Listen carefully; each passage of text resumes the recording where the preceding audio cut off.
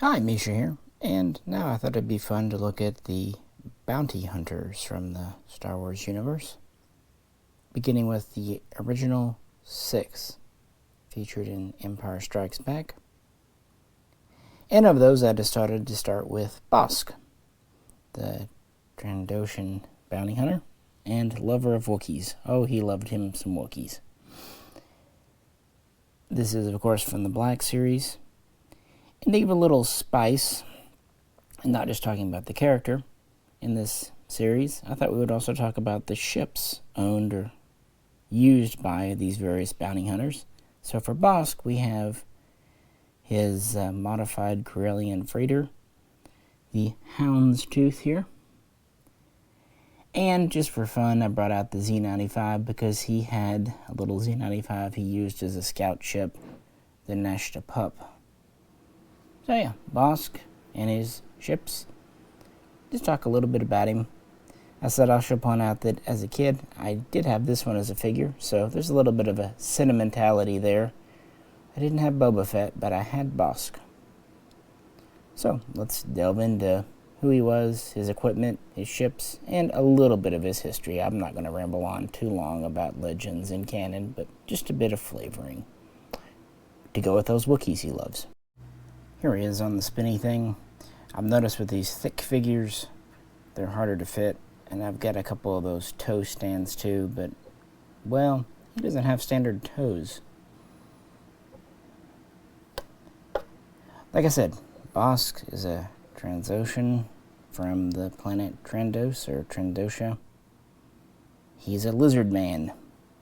Lizard person. Lizard people. Obviously, he's a he. And he's about 6'3", give or take, inches tall, and about 250 pounds. So he's a big boy.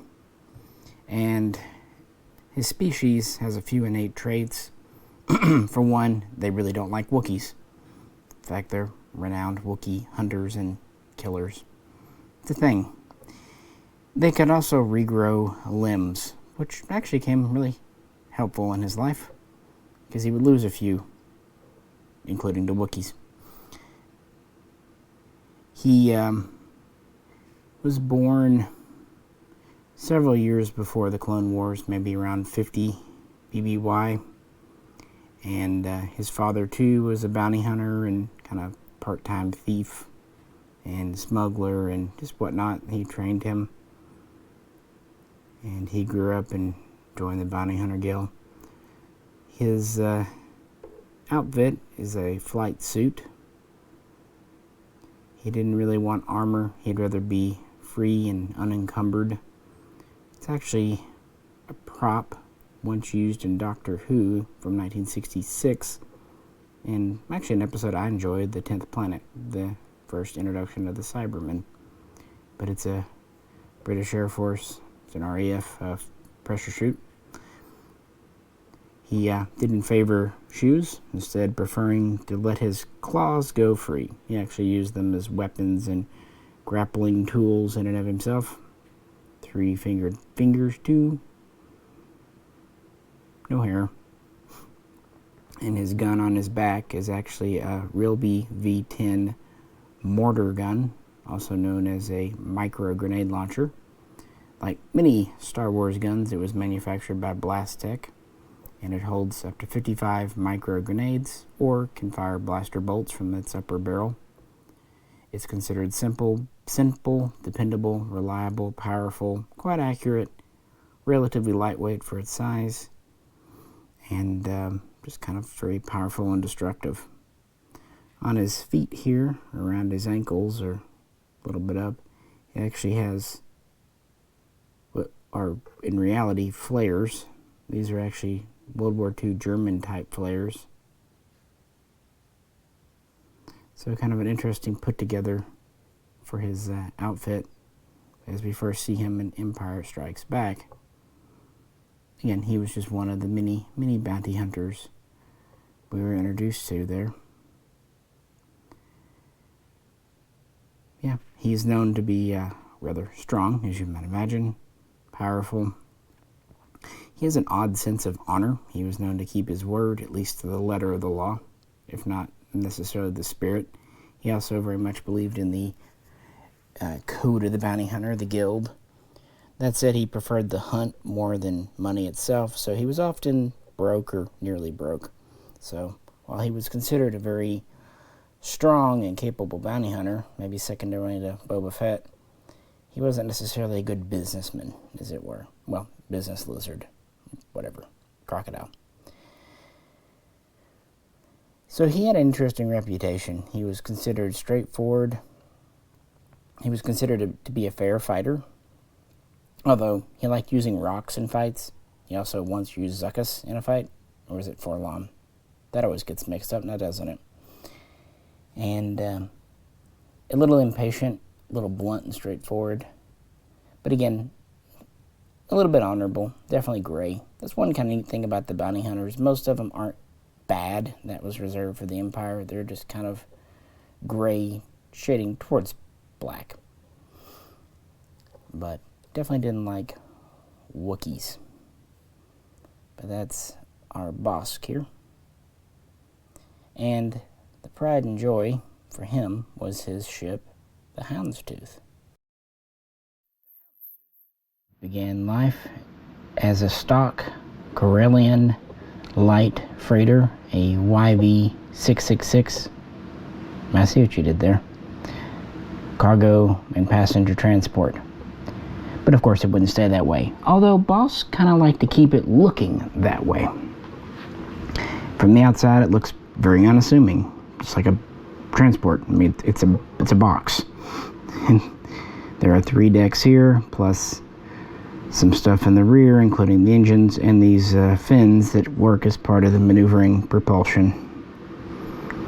It was meant to look unassuming, but there was a lot under the hood, and it really was his pride and joy. And Bossk was many things, but sloppy was not one. In fact, there was a bunch of redundancy built in with the ship, its security, and its prisoner transport. He didn't like taking chances there. Although, by all accounts, it didn't smell very good inside. Part of it was Bosk's smell. Part of it was his habit of skinning and tanning hides.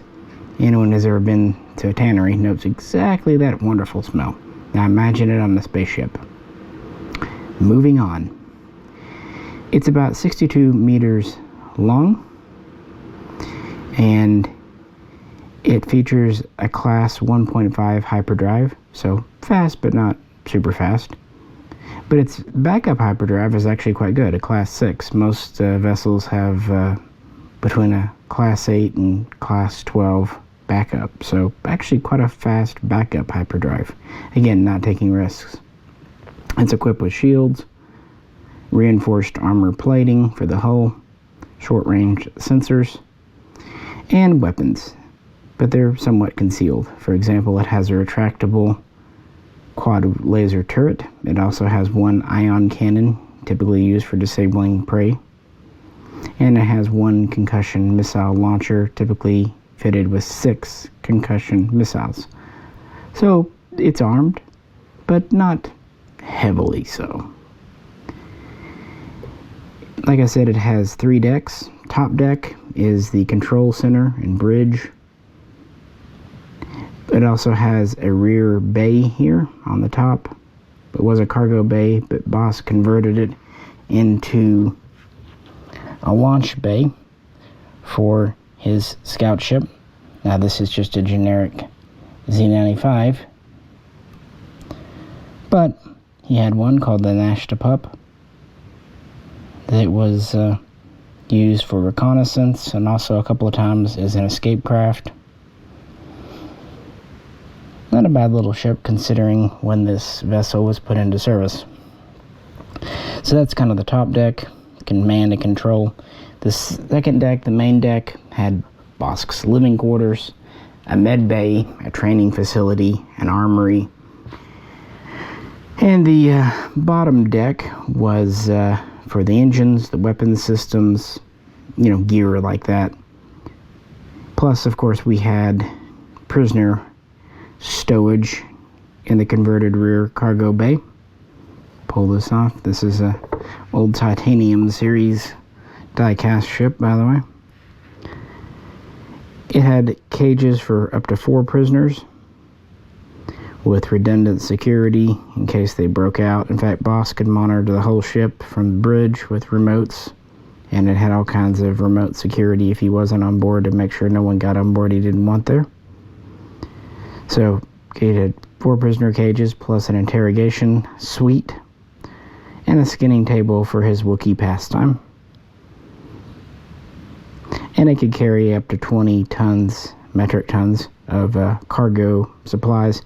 It had enough supplies on board for Bossk for about 6 months, or if he had prisoners, about 3 months. So it still mostly served as a transport, but it was also the way he made his living. His weapons were on board, his home, he took it very seriously. Like I said, these vanes are for maneuvering. It has ion engines, pretty standard propulsion. It's capable of about 1100 to 1200 kph in atmosphere. But not the fastest, but it was actually known for being quite maneuverable, giving its, boxy appearance. One of those kind of ships that there was more under the hood than meets the eye. And that's exactly how Bossk wanted it. Neat little die cast here too. Again, the main part's metal, and then these are plastic. No real moving parts. It'd be kind of cool if these moved, but this is pretty late in the Titanium series. We don't know exactly when Bossk got the Hound's Tooth, but we do know it was in service by the time of the Clone Wars because we see him using it on a few missions with Boba Fett and others. So with that, a brief accounting of his history and some random factoids that I probably forgot to talk about earlier. Then we'll wrap things up. Series figure, free of the stand now. He's a biggin'. With little feet, little claws. Even has a kind of moving mouth, which makes sense considering his famous scene in Empire. He's doing the mouth thing. And I really like how well this sling for his Realby rifle kind of goes across his front, and it has a little pipe in the back that it rests in. It's not really a holster, but it's contoured to stay on him quite well. And there's some movement to the sling, and of course the figure itself has as much movement as you'd expect for a weird alien lizard man to have. Hello. I think his head moves up, except for up and down. That's mostly to articulate the little mouth. His feet move. Yay. So he can use his little foot weapons. He just comes with the blaster, mortar launcher, but what he was seen with in Empire Strikes Back, and that's kind of what they were going for. Like I said, we know he was born around 50 years before the Battle of Yavin. Most sources say 53 BBY, to a father who was also a bounty hunter, and Bossk woke up hungry because he ate all of his siblings, something his father was rather proud of because he only wanted to pay for one kid. He taught his son how to be a bounty hunter, how to hate Wookiees, how to hotwire vehicles, and for some reason, Bossk kind of didn't like his father. So he grew up, became a bounty hunter, and was already well respected and known in the profession before the Clone Wars. He was known as a good tracker, good hunter, good capturer of prisoners, and he wasn't above a little bit of blackmail, especially for huts and things like that.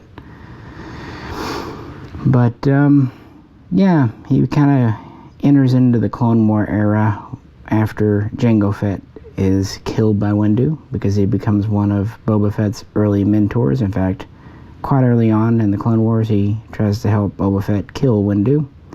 That goes awry, but whereas others like Aurra Sing would abandon Fett, Bossk actually went to prison with him in Coruscant and stood up for him. It's actually kind of neat how loyal he was to Boba Fett. Kind of makes you wonder why.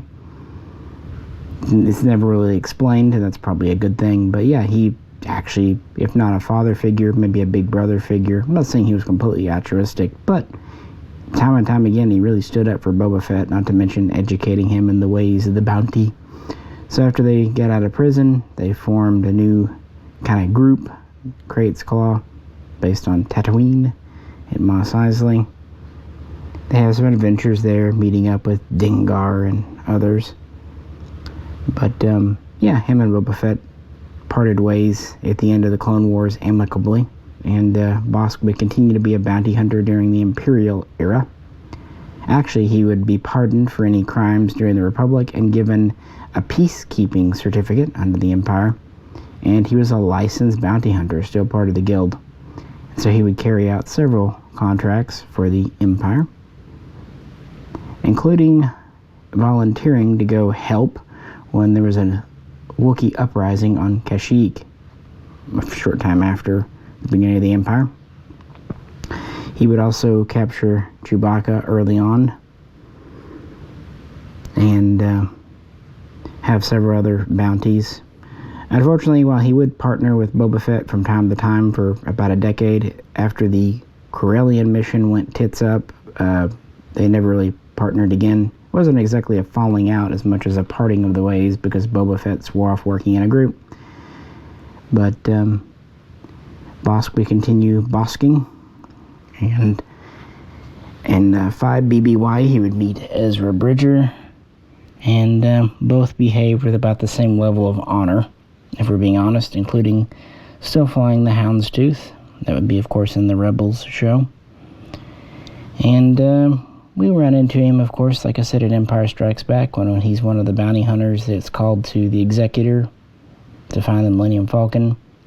At that time, he was kind of a folk hero on the HoloNet.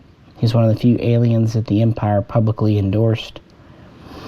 And a lot of people knew him, kind of liked him. He was kind of the bad boy. Again, he had his own code, and so he worked for the Empire and others. He never really crossed people. And obviously he didn't find the Millennium Falcon.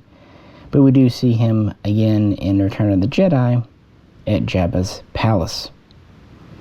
And that's a pretty short scene, but it is the same actor in the same costume, so that's neat. And we know that he continued to operate during the New Republic era. Of course, legends and canon vary. There's various things about his father and half-surviving sister in legends and canon that, I don't feel like getting into. But he's Bossk the Lizard Man. So, looking at bounty hunters. What do you think? Even though we first saw him in Empire Strikes Back, he was actually teased early by Kenner in 1980. So he was the second bounty hunter after Boba Fett we saw, which is maybe why in subsequent legends and canon he's kind of closely tied to Boba Fett. Obviously, in the 80s, when we got the figure as a kid, we didn't know really much about him at all. He was just there and meant to look cool and different. I think there's a reason only one of the bounty hunters was a confirmed human. Back then, we didn't even know Boba Fett was. So, he was a mystery. But over the years and decades, Bossk's backstory has been filled in time and time again. Some cool, some absurd. That's kind of how the old expanded universe legends canon was. Some of it was really neat, like the Timothy Zahn books, and then other stuff was cringeworthy. And the new canon kind of seems to be carrying on that same trend. Some of it's really good, like The Mandalorian, and others not so much. Some of the books are not well written, at least based on the excerpts I've read online. I never had the care to read the full books, but reading passages, chapters here and there, some of the writing is not fantastic, but some might be good. But yeah, I thought number one, he's wiggling his toe at you, Bossk, the Trandoshan bounty hunter, tracker, blackmailer, and friend and lover of Wookiees. Well, Wookiee pelts and Wookiee skin. I'm sure he ate them. You know, like any good hunter, he would eat what he killed, right? So, we'll move on to one of the next of the first 6 bounty hunters, and then see where it goes from there. If you could, please do like, share, subscribe, and if you'd like to help support, check out the link to the Patreon page for the main channel, for this channel, whatever. I'm trying to generate that up as time goes on. This is Misha. Catch you very soon next time.